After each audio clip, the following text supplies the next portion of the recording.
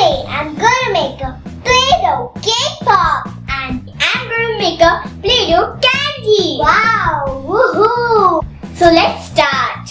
For my candy, I'm gonna use a play-doh cutter. And for my cake pop, I'm gonna make a nice round circle.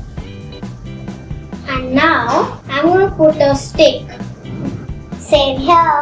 For completing my flower candy, I'm gonna put this circle.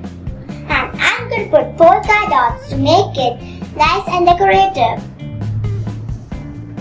See, I'm done. Wow, that looks very nice. I'm done too.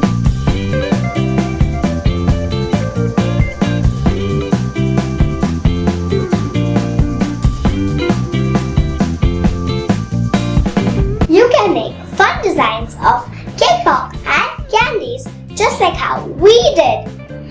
So, if you like my cake pops better than the candies, write cake pops in the comment box. If you like my candies more, write candies in the comment box. We hope you enjoyed our video. Give us a big thumbs up. Until next time, bye bye and see you soon.